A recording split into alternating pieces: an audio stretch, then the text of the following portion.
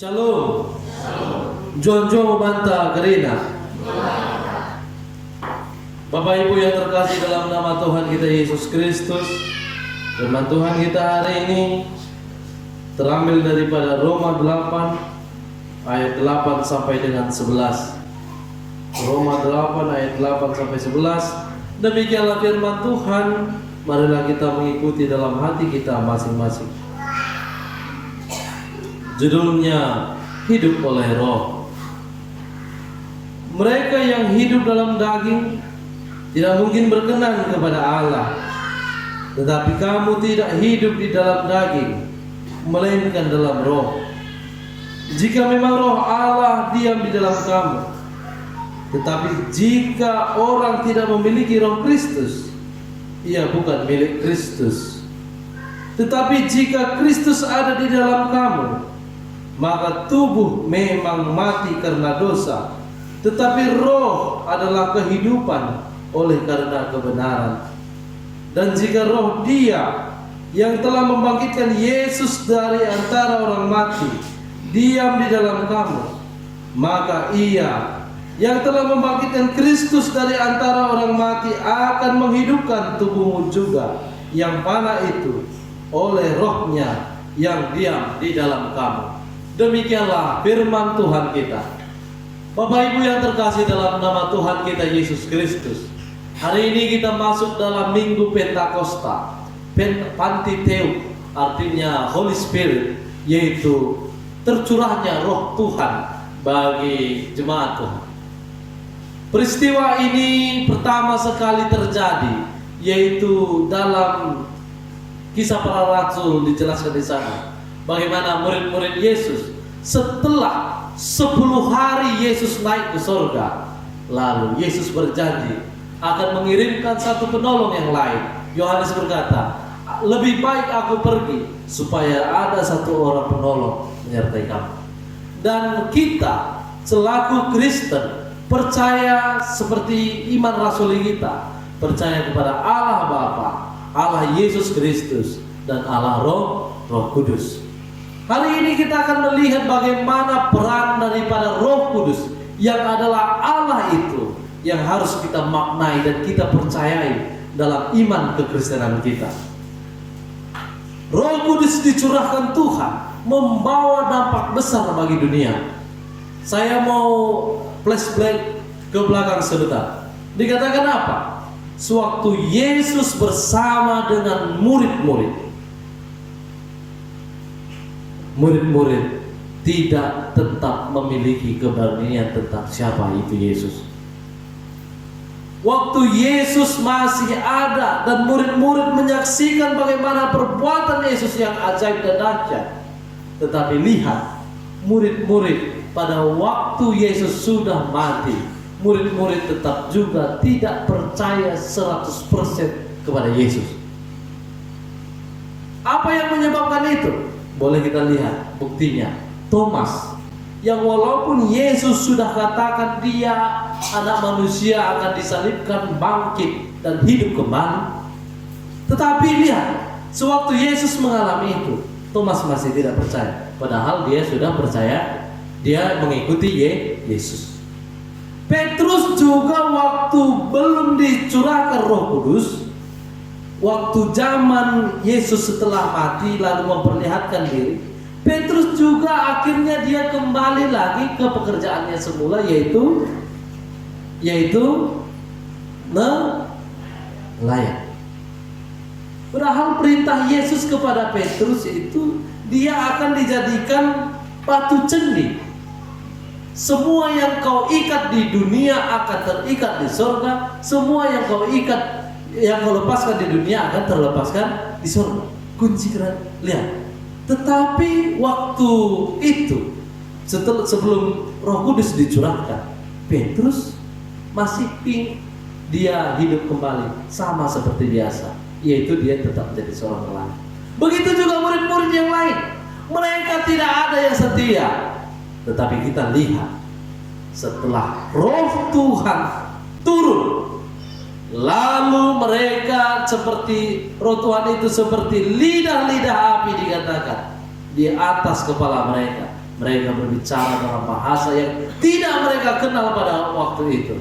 Ya mungkin ada bahasa, semua bahasa, mungkin ada bahasa Bapa dan segala macam. Nah, yang menjadi pertanyaan, apa yang terjadi setelah Roh Tuhan ada bagi murid-murid itu? Yang awalnya mereka melihat Yesus sendiri secara langsung, mereka tidak percaya. Tetapi setelah Roh Tuhan ada di dalam diri mereka, mereka percaya kepada Tuhan, bahkan menjadi martir. Bahkan begitu kerasnya, bahkan begitu kuatnya, teguhnya iman mereka, karena roh Tuhan sudah ada. Bukan saya bilang Yesus itu ternyata tidak besar daripada Roh Kudus, besar juga, sama besar. Dan bukan juga Roh Kudus lebih kecil daripada Yesus. Kadang kita terbalik-balik. Allah Bapa di surga lebih besar, Yesus pertengahan, Roh Kudus paling kecil. Mana ada cerita begitu? Lihat dampak-dampaknya itu. Waktu Yesus masih hidup dengan Simon Petrus biasa-biasa saja. Waktu Yesus tidak ada lagi dan Simon Petrus sudah ada Roh Kudus di dalam dirinya. Lihat apa yang terjadi. Petrus dapat membangkitkan orang mati. Artinya apa?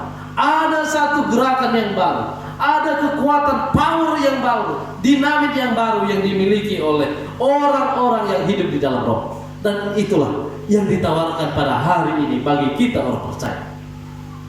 Yaitu apa? Kita harus merespon untuk hidup ini. Dikatakan apa? Supaya kita menghidupi keimanan di dalam Roh Tuhan.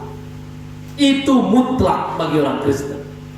Kita percaya namanya, ada yang bilang trigotomi, ada yang bilang dua kotomi. Ada tubuh ini terbentuk dari ada daging, ada yang bilang jiwa, ada yang bilang roh. Tapi yang pasti ada juga roh. Daging akan kembali menjadi tanah. Kalau dikremasi menjadi abu. Kadang kan kita suka main-main itu. Mulai laut ikan jadi garing, jadi makanan, ya kan? Tapi terserahlah. Daging akan mati, tetapi roh akan ke kehidupan selanjutnya. Tergantung di sana barulah ada namanya penghakiman. Apa yang mau dikatakan di sana? Secara roh kita memiliki, dan itu yang dipertanggungjawabkan. Secara roh Tuhan mau ada di dalam diri kita. Yohanes 3 ayat 17, Yesus bertemu dengan Nikodemus.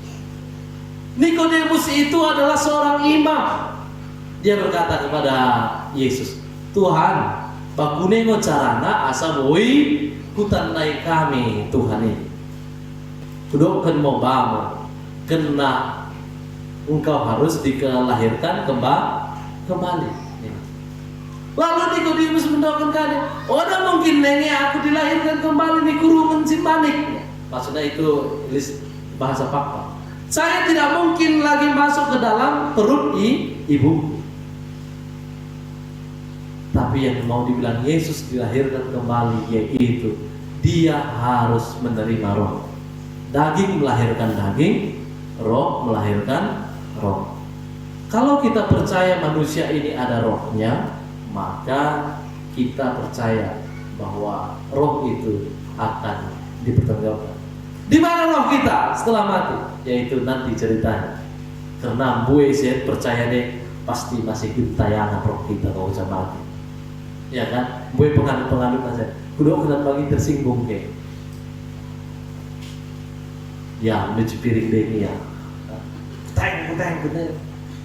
Pernah mungkin kau pendeta bagi? Pernah, saya juga pernah dengar.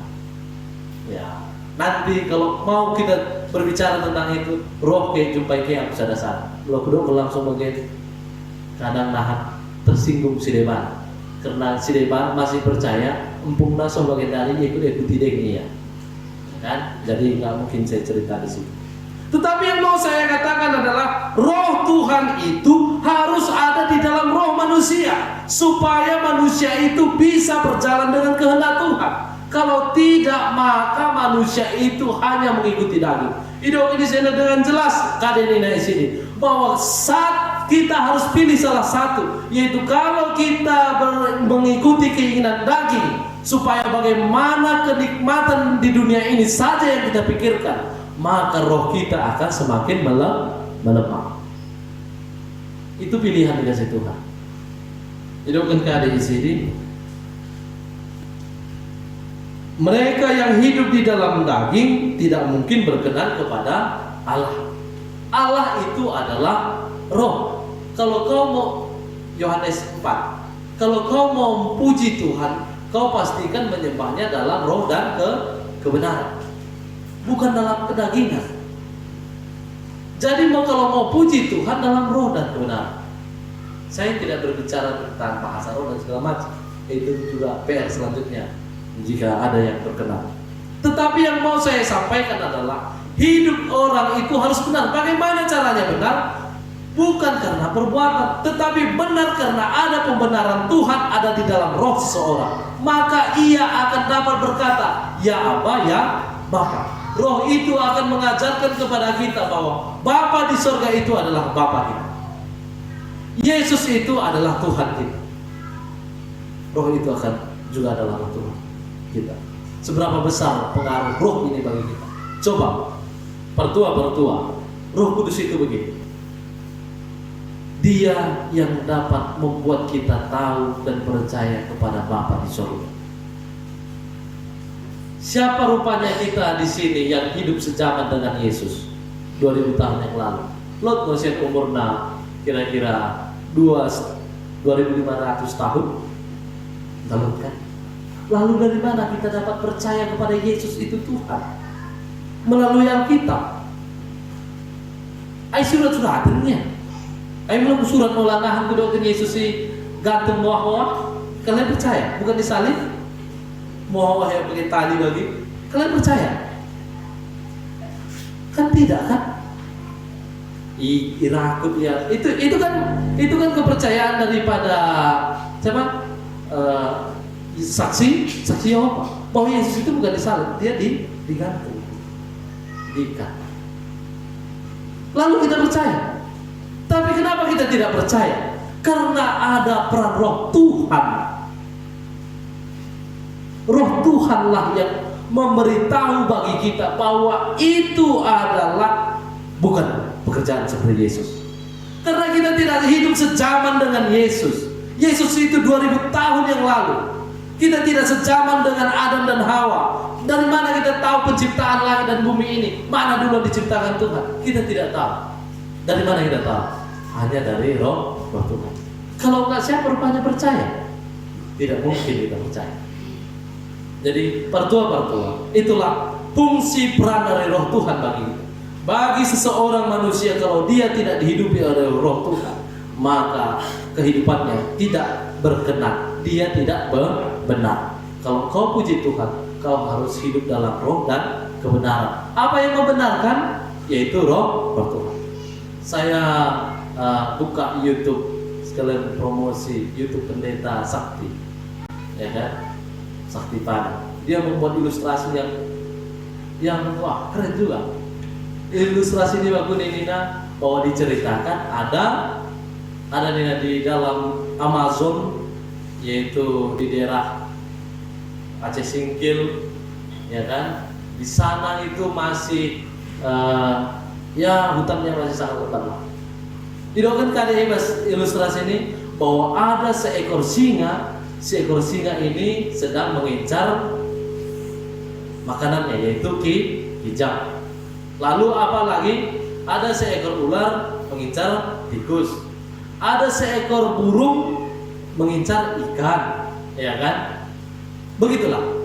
Lalu hidup keniscayaan kali ini, kalau ternyata singa itu tidak memakan kijang itu, maka singa itu akan mati. Jadi kematian kijang itu membuat singa itu hidup.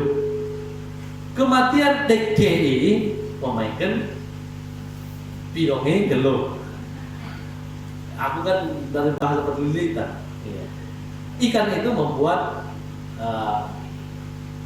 burung itu hidup. Lalu ular dan tikus itu juga menjadikan dan itu namanya rantai makanan. Lalu apa yang terjadi bertua-bertua? Idogen kade. Ternyata begitulah, ternyata rantai makan. Harus ada mati baru ada kehidupan.